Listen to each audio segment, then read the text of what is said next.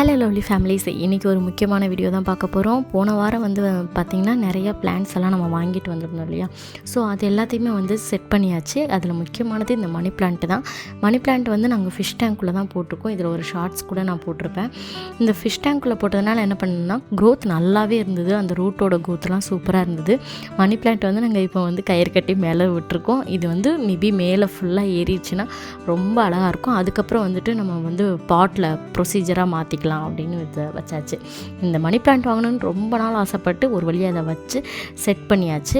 அப்புறம் indoor plant பற்றி ஒரு பொண்ணு கேட்டிருந்தாங்க, ஒரு சிஸ்டர் கேட்டிருந்தாங்க, அக்கா இன்டோர் பிளான்ட்லாம் என்னென்ன அப்படின்னு கேட்டாங்க. அதுக்கு என்னென்னா இந்த செடி பார்த்திங்கன்னா நம்ம பெட்ரூம்லேயும் வைக்கலாம். ஆக்சுவலி எங்களுக்கு பெட்ரூமில் வைக்கிறதுக்கான அந்த ஃபெசிலிட்டிஸ் இல்லை. அதனால் எங்களோட ஓடிஎஸ் எப்படி இருக்குன்னு பார்த்திங்கன்னா, மேலே நான் சொல்லியிருக்கேன் இல்லையா, கண்ணாடி இருக்கும். அந்த டெரஸ்க்கு மேலே பார்த்திங்கன்னா ஃபுல்லாக கிளாஸு. அதனால் எப்படி பார்த்தாலுமே ஒரு 12 to 1 o'clock நல்ல சன்லைட் உள்ளே படும். அதனால் எங்களுக்கு இந்த புத்தர் சிலைக்கிட்ட எனக்கு இன்டோர் பிளான்ட்ஸ்லாம் வைக்க சூப்பராக இருந்தது. அதனால் மெயினாக இது ஸ்னேக் பிளான்ட்டுன்னு சொல்லுவோம் இல்லையா, அது வாங்கி வச்சோம். இது வாங்கும்போது பார்த்திங்கன்னா ரொம்ப சின்னதாக தான் வாங்கினோம், நல்ல க்ரோத் கொடுத்தது. இதே மாதிரி தான் இன்னொரு பிளான்ட் ஸ்பைடர் பிளான்ட்டுன்னு சொல்லிட்டு, ஆக்சுவலி அது நல்லா இருந்தது. என்னென்னா அது நல்லா பெருசாக இலை தலையாக விடும்போது என் பொண்ணு அதை பிடிச்சி இழுக்க ஆரம்பிச்சிட்டா. அது ஒவ்வொன்றா இழுக்கும்போது அப்படி கையோடு வந்துடுதா. எனக்கு அது ரொம்ப கஷ்டமாக இருந்தது. ஒரு செடியை என் கண்ணு முன்னாடி அவள் போட்டு பிச்சு எடுக்கவும் அது எனக்கு பிடிக்கலை. ஸோ அதனால் இப்போதைக்கு அது வேண்டாம், நெக்ஸ்ட்டு அதை பார்த்துக்கலாம் அப்படின்னு சொல்லிட்டு நான் அதில் விட்டுட்டோம். இப்போதைக்கு பார்த்திங்கன்னா இன்டோர் பிளான்ட்ஸில் பார்த்திங்கன்னா இந்த ஸ்னேக் பிளான்ட் மட்டும்தான் நான் வச்சுருக்கோம். இதுவும் ரொம்ப நாள் ஆயிடுச்சு, இது எல்லாம் ஒரு பக்கமாக தலை விட்டுச்சா. ஸோ இதையும் நம்ம தனியாக எடுத்து வச்சு இன்னொரு பாட்டில் தனியாக செப்பரேட் பண்ணி வைக்கலான்னு சொல்லிட்டு தான் இந்த கட் பண்ணுறோம். இந்த கட் பண்ணுறதுக்கும் ஒரு ப்ரொசீஜர் என்னென்னா, கட் பண்ணிவிட்டு தண்ணியில், அதே தான் நான் சொல்லுவேன், தண்ணியில் வைங்க. எந்த ஒரு இதையுமே லைட்டாக ஸ்லாண்டிங்காக கட் பண்ணி வச்சிட்டோம்னா சீக்கிரமாகவே ரூட் விடும். அதுதான் மெயினாக ரீசன். என்னென்னா சண்டேல ரெஸ்ட் எடுக்கலான்னு மைண்டு யோசிக்கும், ஆனால் அதெல்லாம் செய்ய மாட்டோம். என்னென்னு பார்த்தீங்கன்னா, அன்றைக்கி தான் வீட்டில் ஹஸ்பண்ட் இருப்பாரா. ஸோ அதனால் குழந்தைங்கள பார்த்துக்கிட்டு அவர் இருப்பார். அந்த டைமில் நம்ம என்ன வேலை செய்ய முடியும் அப்படின்னு தான் என் மைண்டு யோசிச்சுக்கிட்டே இருக்கும். எதை க்ளீன் பண்ணலாம், எதை மடித்து வைக்கலாம், எந்த அலமாரியை க்ளீன் பண்ணலான்னு மைண்டு யோசிச்சுக்கிட்டே இருக்கும். ஸோ நெக்ஸ்ட்டு பார்த்தீங்கன்னா இப்படி தான் இந்த பிளான்ட்டை ரொம்ப அடியில் கண்ணாடி உள்ள தண்ணி வச்சாச்சு. அது ரொம்ப கீழே அடியில் உரசிக்கிட்டு வச்சோன்னா ரூட்டை விட கஷ்டமாக இருக்கும் இல்லையா. ஸோ அதனால் நம்ம கொஞ்சம் குச்சியெல்லாம் வச்சு சப்போர்ட் பண்ணி மேலே தூக்கி வச்சாச்சு. நெக்ஸ்ட்டு பார்த்தீங்க அப்படின்னு பார்த்திங்கன்னா புதினா செடிங்க. புதினா செடி நான் மாடியில் நிறைய வச்சேன். அது பார்த்திங்கன்னா ஒரு மினிமம் ஒரு 4-5 டைம் பறிச்சிட்டேன். சூப்பராக வந்தது. அப்படியே வீட்டுக்கு தேவையான புதினா எல்லாமே நான் அதில் தான் எடுத்தேன். ஒரு 4 டைம் பிரியாணிக்காக இருக்கட்டும், துவையலுக்காக இருக்கட்டும், எல்லாத்துக்கும் நான் தான் எடுத்தேன். ரொம்ப குட்டி குட்டி இலையாக வர ஆரம்பிச்சிருச்சு. ஒரு 4 டைம் தான் எடுத்திருப்பேன். ஏன் அப்படி வருதுன்னு எனக்கு தெரியல. மேபி அவ்வளோதான் க்ரோத்தா அப்படிங்கிறதையும் நீங்கள் கமெண்ட்ஸில் சொல்லுங்கள். ஏன்னா 4 times தான்க்கா எலிஜிபிள், அதுக்கப்புறம் அது வளராது அப்படின்னு சொல்கிறவங்க கமெண்ட்ஸில் சொல்லுங்கள். இது பார்த்திங்கன்னா இதே மாதிரி தான் தண்ணியில் வச்சாச்சு. ஒரு 10 days தண்ணியில் விட்டுட்டோம்னா ரூட் வந்துடும் இல்லையா. ரூட் வந்ததுக்கப்புறமா நம்ம திரும்ப கொண்டு போய் பாட்டில் வச்சுக்கலான்னு. மாடியில் இருக்கிற செடி இப்படி தான் இருக்குது. குட்டி குட்டியாக இலையெல்லாம் குட்டியாக இருக்குது. அதுவும் இல்லாமல் அதோட காம்பு எல்லாமே கருப்பாக ஆரம்பிச்சிருச்சு. இனி அதில் க்ரோத் வராதுன்னு எனக்கு தெரிஞ்சிருச்சு. அதனால் இது எல்லாத்தையுமே ரிமூவ் பண்ணிடலாம். எல்லாத்தையும் பிடுங்கி துவையலுக்கோ பிரியாணிக்கோ செஞ்சிடலாம். செஞ்சுட்டு புதுசாக வாங்கின அந்த புதினா கட்டு இருக்கு இல்லையா, அதில் ரூட்டு விட்டதும் திரும்ப இந்த பாட்டில் வச்சிடலாங்கிறதாங்க ஐடியா.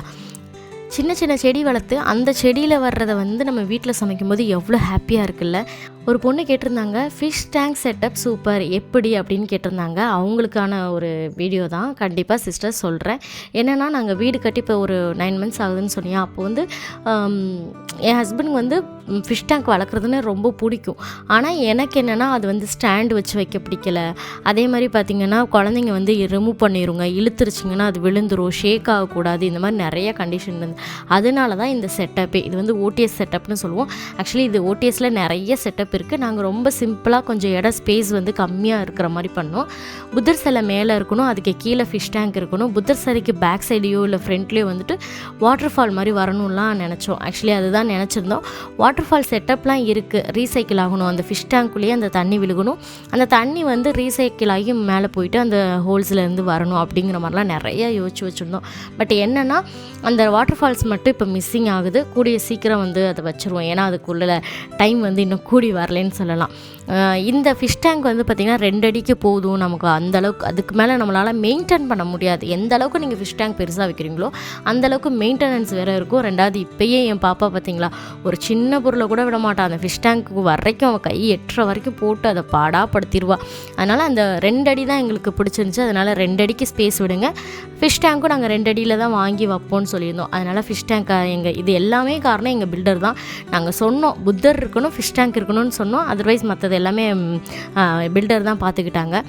எங்களோட ஃபிஷ்ஷை எல்லாமே எங்களோட நல்லா மிங்கிள் ஆனதுனால நாங்கள் என்ன பண்ணாலும் நாங்கள் இங்கிட்டு போனால் அங்கிட்டு வரும் கொஞ்சுங்க. சொல்லுவாங்க இல்லையா, குழந்தைங்கள நம்ம எந்த அளவுக்கு பார்த்துக்கணுமோ அது மாதிரி தான் எங்கள் வீட்டில் இப்போ ஒரு ஃபிஷ் டேங்க்கும் ஆயிடுச்சு. ஆக்சுவலி இது வந்து பார்த்திங்கன்னா லைட்டு வந்து புத்தர் சிலைக்கு பின்னாடி எப்படி வந்திருக்குன்னா, புத்தர் சிலைக்கு பின்னாடியெல்லாம் லைட் செட்டப்லாம் கிடையாது. கீழே அந்த ஃபிஷ் டேங்க்குக்கு பின்னாடி இருந்து ஒரு லைட்டு இப்போ நான் மாட்டினேன் இல்லையா, அந்த லைட்டு வந்து அப்படியே சுற்றி மேலே வந்திருக்கும். எங்களுக்கு லைட்டு தேவைப்படாத இடத்துல என்ன பண்ணியிருக்கோம்னா பிளாக் கலர் செல்லோ டேப்பை வச்சு சுற்றிருப்போம். தேவைப்படுற இடத்துல மட்டும் அந்த செல்லோ டேப் இருக்காது. மற்ற எல்லா இடத்துலையுமே வந்து ஸ்டிப் லைட் இருக்கும் இல்லையா, ஸ்டிப் லைட்டை வாங்கி நல்லா சுற்றி விட்டுட்டோம். தேவைப்படுற இடத்துல வச்சுக்கிட்டு தேவையில்லாத இடத்துலலாம் நல்லா வந்து பிளாக் கலர் செல்லோ டேப்பை வச்சு நல்லா சுற்றி விட்டுட்டோம். இதுதான் இதோட அழகே. எங்களுக்கு நைட்டு எல்லாத்தையும் ஆஃப் பண்ணிவிட்டு இது மட்டும் இருந்துச்சுன்னா எங்களுக்கு ரொம்ப பிடிக்கும். இதை பார்த்தாலே எங்களுக்கு மைண்ட் ப்ரெஷர் போன மாதிரி ஒரு ஃபீல் ஆகும். மேக்ஸிமம் வந்து எனக்கு இதை வந்து பார்த்து சாப்பிடும்போது இல்லை வந்துட்டு காஃபி குடிச்சிக்கிட்டு இருக்கும்போது கூட என் ஹஸ்பண்ட்லாம் வந்துட்டு இதை பார்த்துக்கிட்டு ஃபிஷ் என்ன பண்ணுது ஏது பண்ணுது அப்படி பார்த்துக்கிட்டே தான் செய்வாங்க. ஸோ இது எங்களுக்கு ரொம்பவே பிடிக்கும்.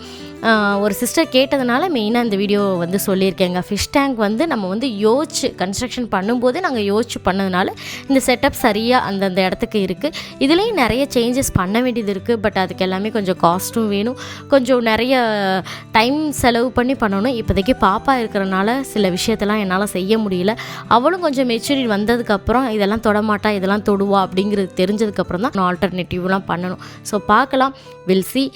இந்த வீடியோ பிடிச்சிருந்துச்சுன்னா லைக் பண்ணிவிட்டு மறக்காமல் நம்ம மலைத்துறல் சேனலை சப்ஸ்கிரைப் பண்ணிக்கோங்க மக்களே. தேங்க்யூ, பாய்.